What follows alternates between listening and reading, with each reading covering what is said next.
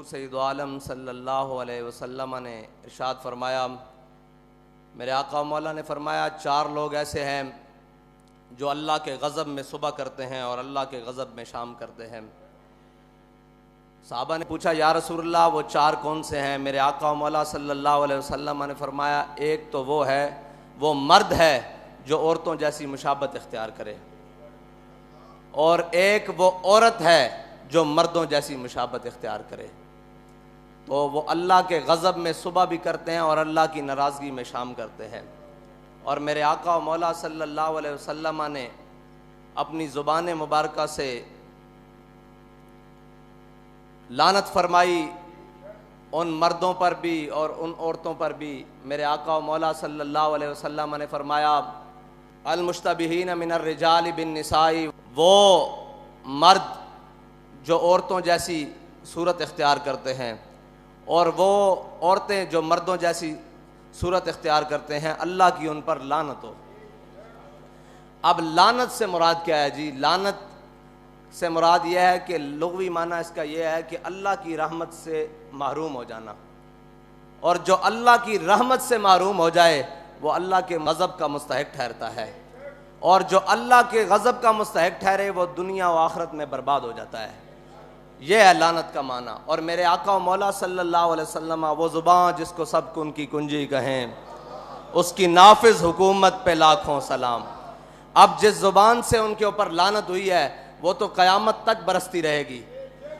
اور لعنت سے مراد آپ کو بتا دیا کہ لعنت سے مراد وہ اللہ کی رحمت سے محروم ہو گئے، اور جس کو میرے آقا و مولا اللہ کی رحمت سے محروم کریں اسے رب کی رحمت دلوانے والا اور کون ہوگا؟ اس کو قیامت تک اللہ کی رحمت کوئی نہیں دلوا سکتا۔ اور جو اللہ کے غضب کا مستحق ٹھہر جائے، میرے آقا و مولا صلی اللہ علیہ وسلم کی زبان مبارکہ سے اسے اللہ کے غضب سے بچا کون سکتا ہے؟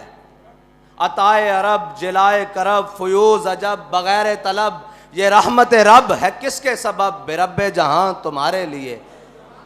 یہ اللہ کی رحمت ہے ہی حضور کے سبب، اور اللہ کی رحمت کا سب سے بڑا مظہر میرے آقا و مولا صلی اللہ علیہ وسلم کی ذات ہے۔ اب جو میرے آقا و مولا صلی اللہ علیہ وسلم کی زبان مبارکہ سے جن پر لعنت ہوئی ہے، اور وہ کام کر کے کوئی سمجھے میں مسلمان بچ جاؤں گا یا میرا دین بچ جائے گا یا میں اللہ کی رحمت پالوں گا، وہ کبھی بھی نہیں پا سکتا۔ اب رہی بات، پوری دنیا میں ایک ڈھونگ رچایا گیا۔ وہ سب سے پہلے حقوق نسواں پہ ڈھونگ رچایا گیا جی، عورتوں کے حقوق۔ پھر اس کے بعد رچایا گیا جی اقلیتوں کے حقوق۔ پھر اس کے بعد ٹرانسجنڈر کہہ رہے ہیں آج لوگ کہ جناب یہ بہت بڑا مسئلہ بن گیا ہوا ہے۔ بھائی حق وہ ہے جو میرے آقا و مولا صلی اللہ علیہ وسلم کی شریعت انسان کو بھی دیتی ہے، جانور کو بھی دیتی ہے، چوپایوں کو بھی دیتی ہے۔ حقوق ان کے وہی ہیں جو میرے آقا و مولا صلی اللہ علیہ وسلم فرما گئے، اور شریعت سے ہٹ کر کوئی حقوق دینے آئے گا تو پھر اس کا انجام یہی ہوگا کہ عورتوں کو حقوق دینے لگے تو بے حیائی بڑھ گئی۔ بھائی جب عورتوں کو حقوق دینے کی باری آئی تو پھر بے حیائی بڑھائی گئی، عورتوں کو حق نہیں ملا۔ آج بھی کسی جا کے سمجھدار اور کسی بھی شعور رکھنے والے سے جا کر پوچھو، بلکہ شعور رکھنے والی خاتون سے جا کر پوچھو کہ تمہیں تمہارا حق ملا ہے، وہ کہے گی نہیں، میری تصویر اتار کر بورڈوں پر تو لگا دی گئی ہے لیکن مجھے میرا حق نہیں ملا۔ مجھے برہنہ تو کر دیا گیا ہے لیکن میرا حق نہیں ملا۔ مجھے جناب سٹاف تو رکھ لیا گیا ہے آفیسز میں، جناب چائے پلانے کے لیے اور ریسیپشن پر سامنے دکھانے کے لیے تو رکھ دیا گیا ہے لیکن میرا حق نہیں ملا۔ یاد رکھنا قیامت تک حق اسی کو ملے گا جو میرے آقا کا فرمان مانے گا، اور جو اس سے علاوہ حق ڈھونڈنے جائے گا پھر کے گلی گلی تباہ، ٹھوکریں سب کی کھائے کیوں، دل کو جو عقل دے خدا پھر تیری گلی سے جائے کیوں۔ حق وہی ہے جو میرے آقا و مولا صلی اللہ علیہ وسلم کے دین نے دیے، جو میرے آقا و مولا صلی اللہ علیہ وسلم کی شریعت نے دی۔ اب آ جائیں اقلیتوں کے حقوق پر۔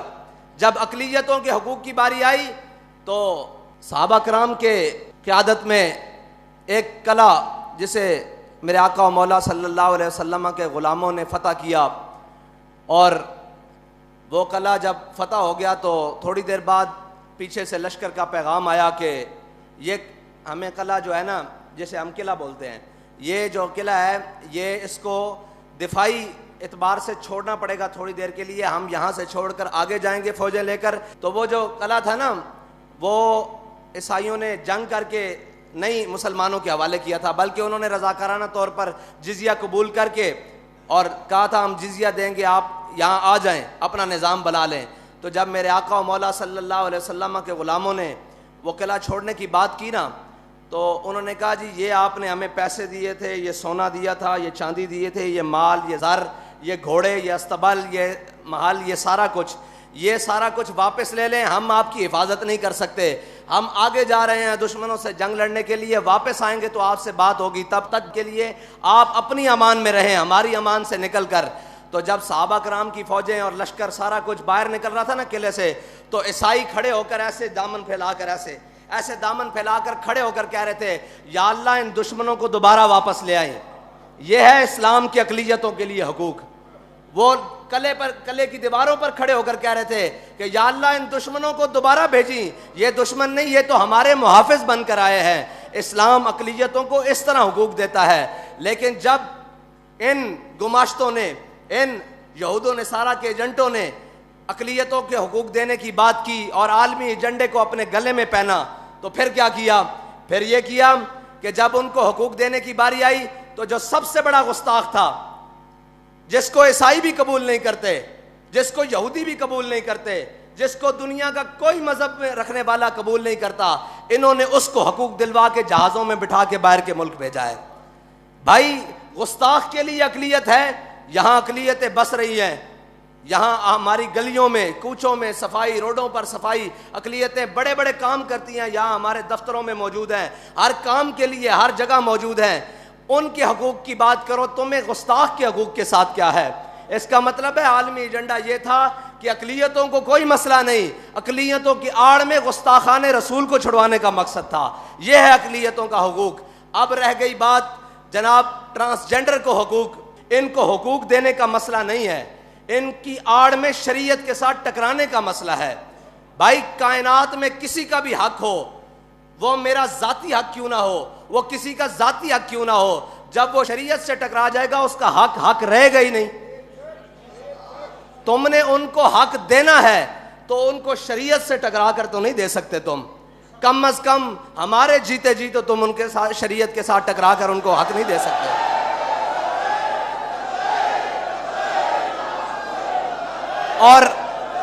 اور وہ حق رہا ہی نہیں جو شریعت سے ٹکرا جائے. اب تو وہ کفر بن گیا ہے جو شریعت سے ٹکرا کر ان کو حق دینے کی بات کرے. اور اس کفر کو جناب بات کرنے کی یا اس کفر کو نافذ کرنے کی بات کرے گا تو پھر اسلام کے سپاہی اس کے سامنے کھڑے ہو جائیں گے انشاءاللہ.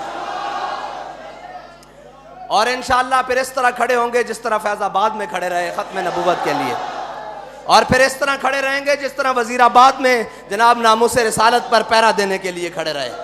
خبردار جو شریعت سے ٹکرائے گا. ہمارے بڑوں نے اس ملک میں قربانیاں تمہاری عیاشی کے لیے یا شریعت سے ٹکرانے کے لیے نہیں دی. ہمارے بڑوں نے قربانیاں اس ملک میں اس لیے دی تھیں کہ اس ملک کا نظام لا الہ الا اللہ محمد رسول اللہ کے مطابق چلے گا.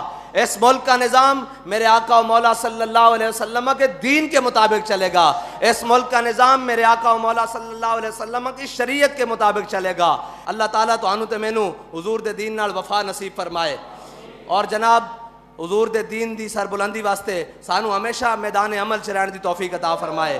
جے اے بل واپس نہ ہویا تو انشاءاللہ پھر اے تا جے گل ہے نا.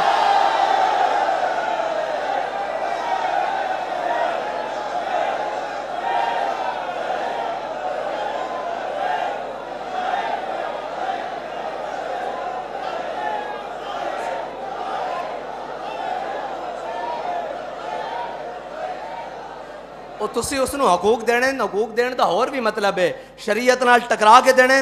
شریعت نال ٹکران تو پہلے تو ساڑے نال ٹکرانا پے گا. جدو اسی مک گئے پھر تہاڈا جو مرضی دل کرے.